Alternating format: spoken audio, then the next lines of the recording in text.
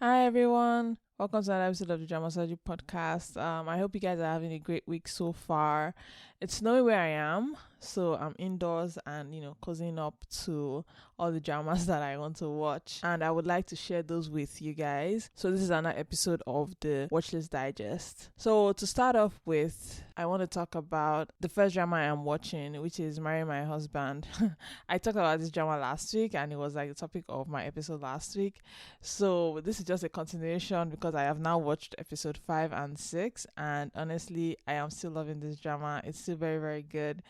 And just little things here and there I wanted to talk about. First of all, I really like how Park Min Young's character is progressing.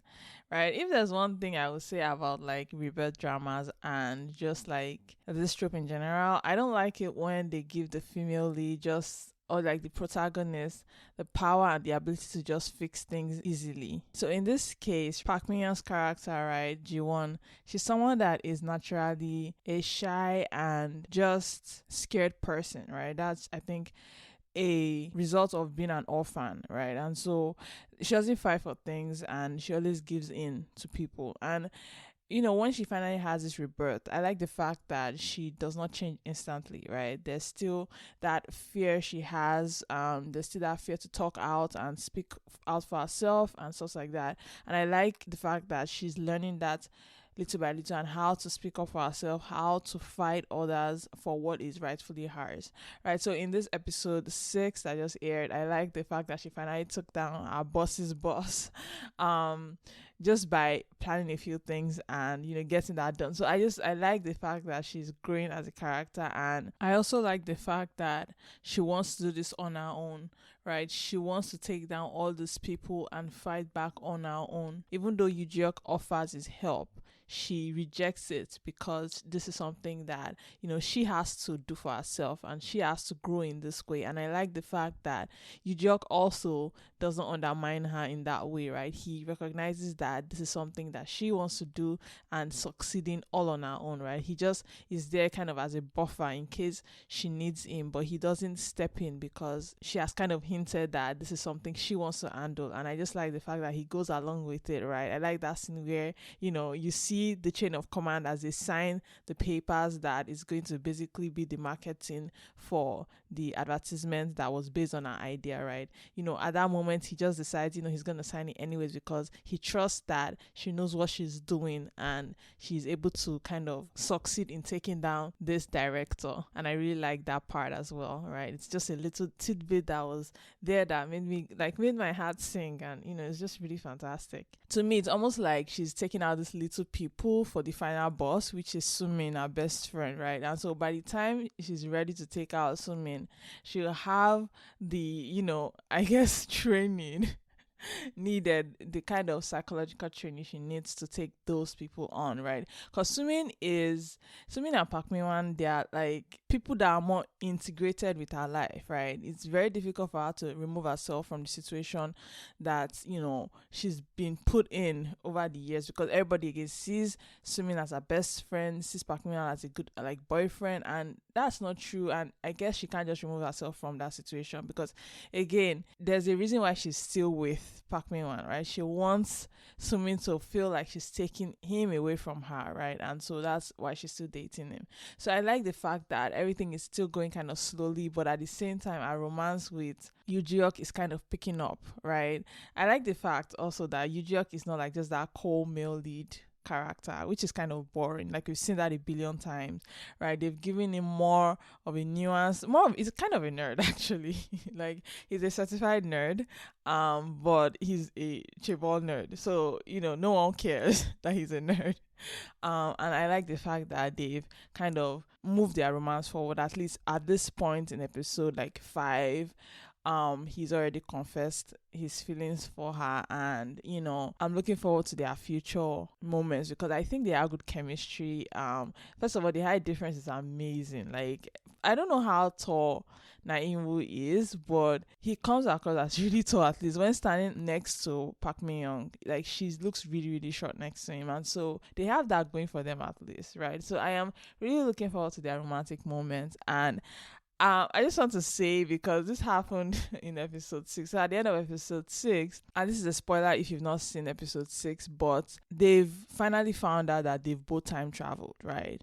And the way that this came about was because of BTS, right? So Yujok asks her when he sees her playing BTS that, oh, you like BTS too? So do I. And she's like, she likes Dynamite more. Like, I think that's like her favorite song or something.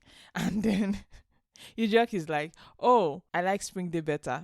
By the way, me too. I also like Spring Day like a lot. But he's like, oh, I like Spring Day better, right? And that kind of gives them that sense of like, wait, but those songs aren't like released yet. It's 2013. BTS just debuted. Like, so it's funny to me because last week I went on an old like tangent about BTS and I didn't know this was coming. And so when I saw this, I was so happy because it was like it justified my digression last week, and I just loved the fact that they put that in there, like just BTS appearing, because yeah, that scene just made my day. But yeah, generally I'm just enjoying this drama, and I always look forward to Monday and Tuesday because those are like the Marry My Husband days. And again, Park Min Young is killing this. Like, she's just beautiful to watch. She's a great actress, and you know, she just brings me so much joy. And so I am in this, right? Like, no one can say anything bad about this drama for me at this moment. It's just so good.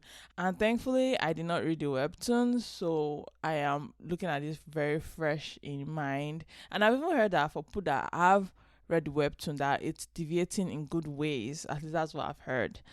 So I think this is just all around a good drama. Hopefully they keep up the pacing, and you know, they don't rush everything towards the end, because I hate when that happens. But yeah, that's the first drama I am currently watching. And then the second drama I am watching is the drama Night Flower, which is starring Ioni and Lee Jong-won.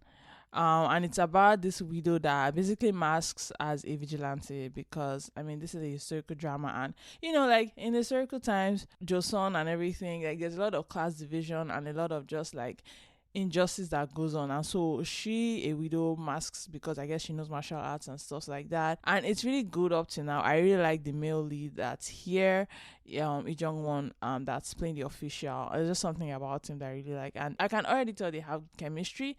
The only issue I have with historical dramas like this is that she's a widow, right, and he's an unmarried young man. There is no way right, there's no way in hell they're ever going to end up together. And so you just know at the end it will be like some, oh, they are friends, or like they later meet in a foreign country. Like, it's going to be something that just won't work for me, and I'm already kind of pissed because I know that's what's going to happen, and I'll be so sad when that happens. But I'm really enjoying it for now. Ioni is very good. She's acting this, like, she's just a really good actress, and a lot of the like supporting cast, there are people I have seen before, and so I am very excited for the whole mystery behind what is going on, why our brother is missing. And I would just say that this also reminds me of the Matchmakers, where the female lead is in the family, like she's in the dragon's lair, right? In the family of like the villains, right? And so in this one too, like the female lead is in the family of, I'm pretty sure, the villain characters,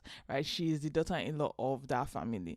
So, you know, it's going to be interesting to see how she navigates that. And I just want to say that the person playing a mother-in-law in this, right, Kim Mi-kyung, this lady is in everything. She's also the mother in Welcome to Samdari. Like, she's in everything, and it's amazing. Like, I don't know how she does this, and you know, can juggle all these dramas at once, but somehow she manages to do it, and it's amazing. And I just loved seeing her in this again. Like, she's just getting that bag. Like, it's amazing.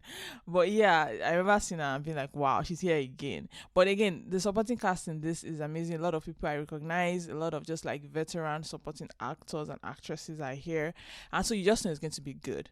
And he already started on like a high note in terms of rating. I think it started on like a 7 point something, right? And so hopefully it keeps going and keeps being good, and you know, I look forward to future episodes.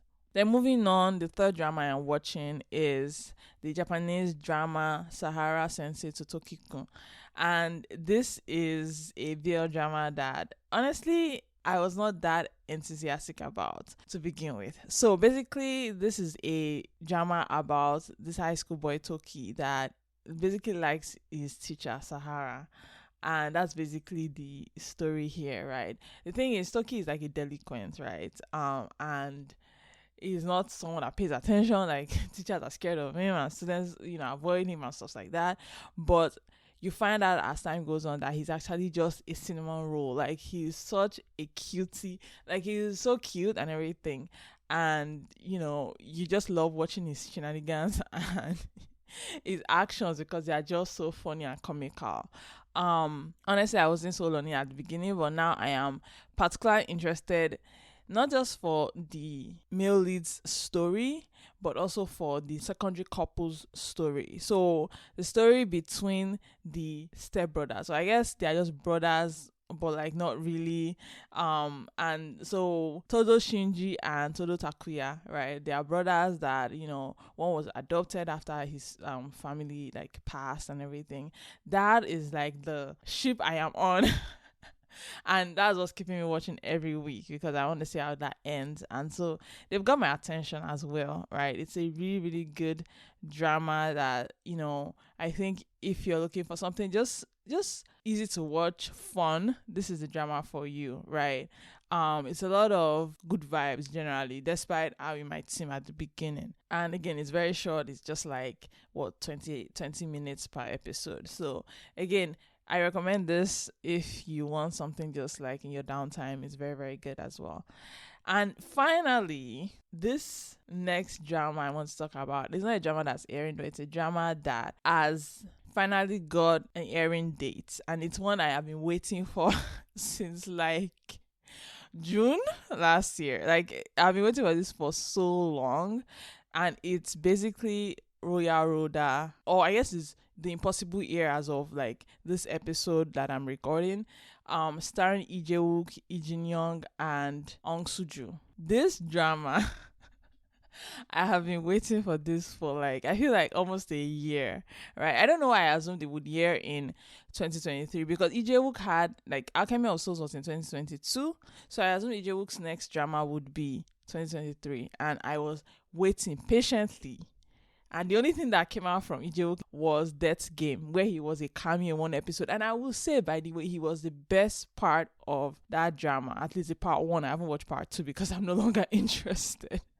But he was the best part of the part one. And I have been dying, because there's something about Lee Jae Wook and his acting. He's easily one of the best in his age group. I feel like he's just so good at acting, and he's basically captured my heart.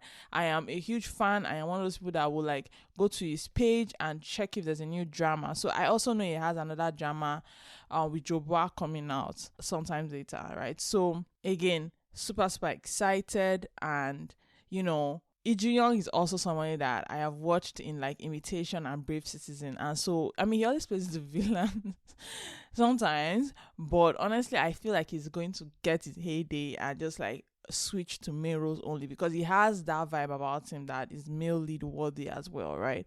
And so him being in this is like just bonus for me. And then Ong Soo-ju as well, I saw her in Lost Truck in the City, and I remember liking her so much because our chemistry with Imino, I mean it was short, like it was one episode I think they were in, and it was so good, right? And so I am looking forward to this drama. It airs in February 2024, and I'm going to be seated, guys. Like I am so going to be there when it first drops, because like Lee Jae Wook can't do no wrong in my book. Like he can do no wrong. So that's the other drama that I am looking forward to. And so just like that, we come to the end of this episode. I am optimistic about 2024 and the kind of dramas that are coming out this year. A lot of my favorites are coming back, so that's a plus. So yeah, thank you guys so much for listening. Again, I'll see you guys again next week. Have a nice day. Bye.